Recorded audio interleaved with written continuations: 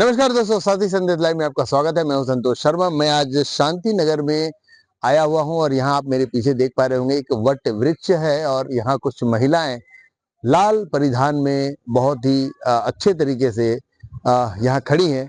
क्यों खड़ी हैं ये हम आपको बता दें। सबसे पहले तो आज वट सावित्री का व्रत है और इसकी पूजा बहुत अहम होती है और इस पूजा को वट वृक्ष के नीचे ही वट वृक्ष पर धागे लपेटकर अपनी आस्था, अपनी भक्ति प्रस्तुत करते हुए इस पूजा को किया जाता है। क्या होता है इस पूजा में और क्यों करती हैं सुहागन सुहागन महिलाएं, ये हम बात करने का प्रयास करेंगे। हमारे साथ जो व्रतधारी महिलाएं हैं वो भी हैं, हम उनसे बात करने का प्रयास करते हैं कि आखिर इस पूजा में ऐसा क्या है खास। तो बात करते हैं। मैडम, आपका नाम बताएंगे? मेरा नाम नीलू लिमेस, मैं महाराष्ट्र मंडल की अध्यक्ष हूँ, वैशाली नगर की। मैडम बताएंगे, आज वट सावित्री का व्रत है और मैंने ऐसा सुना है, ऐसा जानते हैं लोग कि महाराष्ट्र में इसका काफी चलन है और काफी अहम माना जाता है।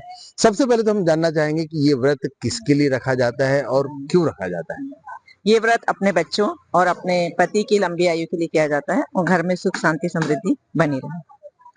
कैसे शुरुआत होती है इस व्रत की? क्या एक दिन पहले कुछ तैयारियां करनी पड़ती हैं, 2 दिन पहले? और व्रत कब शुरू होता है और इस व्रत को तोड़ा कब जाता है? ये व्रत पूर्णिमा से 2 दिन पहले होता है। 3 दिन का व्रत भी करते हैं बहुत लोग, बट जो लोग नहीं कर पाते वो 1 दिन का करते हैं। और इस व्रत की तैयारी बड़े ऋतुफल, आम, गेहूं की ओली और हल्दी कुमकुम, पान, हाथ में गणपति, ये 5 परिक्रमा लग के इस गणपति और पेड़ की जो पूजा करते हैं, जो जिसकी आयु बहुत लंबी होती है। तो जिस तरह बड़ के वृक्ष की आयु बहुत लंबी है, उसी तरह हमारे परिवार के सभी लोगों की आयु लंबी है, इसलिए व्रत करते हैं।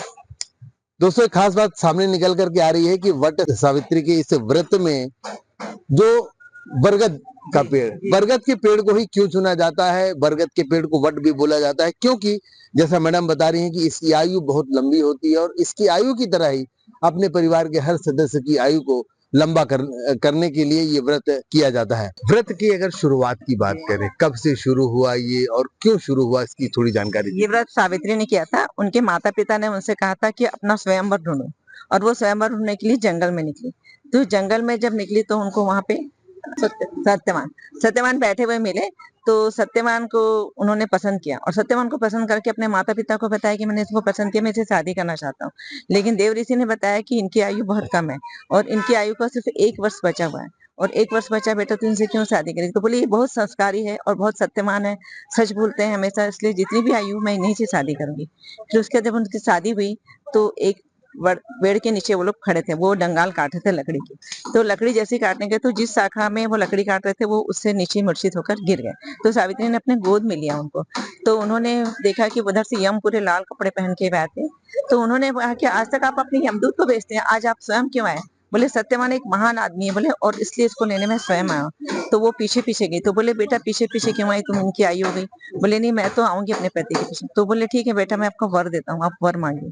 तो उसने वर मांगी कि मेरे सास ससुर क्या है, अंधे हैं, तो मुझे उनकी आंखें चाहिए। तो उनकी आंखें तो मिल गई, फिर ये वापस फिर पीछे पीछे गई। तो फिर बोले दूसरा वर मांग लो, आप पीछे लगे। तो मैं 100 पुत्रों की माँ बनना चाहती हूँ, और मेरे जो सास ससुर है वो उनको सोने के गिलास में पानी पिलाते हुए झूला झूलाए। तो इसके बाद वो बोले ठीक है, तुमको दे दिए। और ये तो बोले आप तो उनके प्राण को लेके जा रहे हैं, तो 100 पुत्र मुझे किससे होंगे? सत्यवान से ही हुए ना। जब आप उनको ले गए तो मेरे पुत्र कैसे होंगे? तो वो तो फंस गए यमदूत के, कि उन्होंने उनको आशीर्वचन दे दिया था कि तुमको 100 पुत्र होंगे।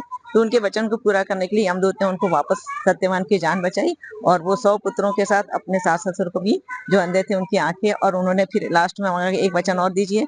तो बोले एक वचन मैं मांगती हूँ कि हमारा राज्य हमको पूरा वापस दे। तो उनको राज्य भी मिल गया, पति के सास ससुर की आंखें और पति की लंबी आयु भी, और 100 पुत्र मिल गए। इस तरह ये व्रत सभी महिलाएं आज तक करते आ रही। क्या बात है, क्या बात है। बहुत ही खास स्टोरी, बहुत ही खास कहानी इस व्रत की है।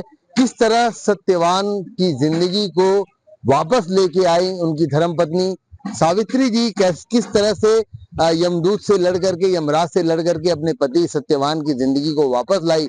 उन्होंने वर ही ऐसा मांग लिया कि उस वर को तथास्तु कहने के बाद वो खुद अपनी जुबान से नहीं मुकर पाए और उन्हें मजबूरी में अपने वचन को पूरा करने के लिए सत्यवान की जिंदगी को वापस करना ही पड़ा।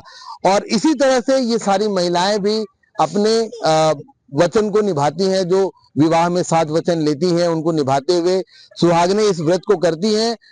विशेष तौर पर अपने पति की लंबी आयु के लिए, उसके साथ साथ अपने परिवार के हर सदस्य की लंबी आयु के लिए ये व्रत किया जाता है। हमारे साथ और भी व्रतधारी महिलाएं मौजूद है। आपका नाम जानना चाहेंगे? मैं उर्मिला कावले, वैशाली नगर में रहती हूँ। उर्मिला जी, आपसे ये जानना चाहेंगे, वो मैडम ने तो पूरी कहानी बताई किस तरह से सावित्री ने सत्यवान की जिंदगी को वापस लाया।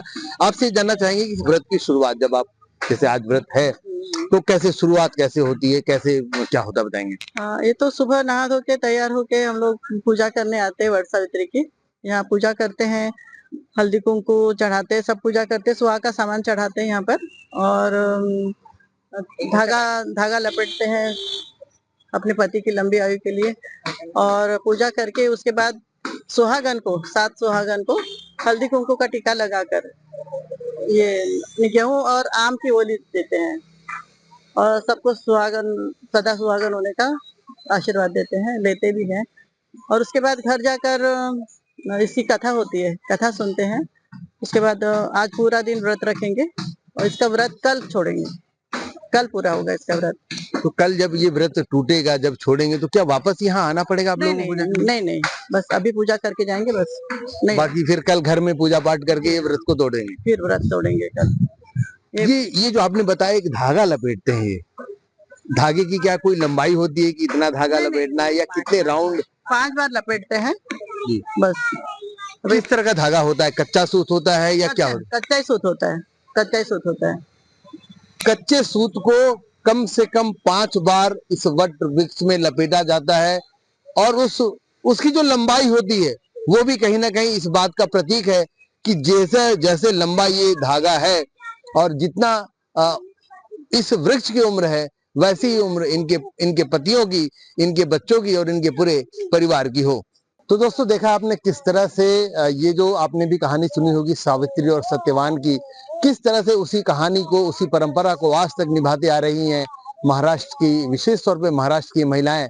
और उसी को लेकर के इस वट सावित्री व्रत का आयोजन किया जाता है। इस व्रत में पूरा दिन, पूरे 24 घंटे भूखे रहा जाता है और दूसरे दिन जाकर के इस व्रत को तोड़ा जाता है। ये परंपरा आज भी निभाई जा रही है, और ऐसी कई परंपराएं हैं, सनातनी परंपराएं हैं, हिंदुस्तान की परंपराएं हैं, जिसको आज भी हिंदुस्तान के अलावा अन्य देशों में भी मनाया जाता है, उनको इसका निर्वहन किया जाता है। तो दोस्तों, कैसी लगी ये खबर? इस वट सावित्री की जो कथा है, ये जो पूजा है, कैसी लगी ये खबर? आपको कैसी लगी? अपनी राय हमें कमेंट करके जरूर बताएं। चैनल को लाइक करें, हमारे इस वीडियो को लाइक करें, सब्सक्राइब करें और इसे शेयर जरूर करें, ताकि ऐसी खबरें अन्य लोगों तक जरूर पहुंच पाए।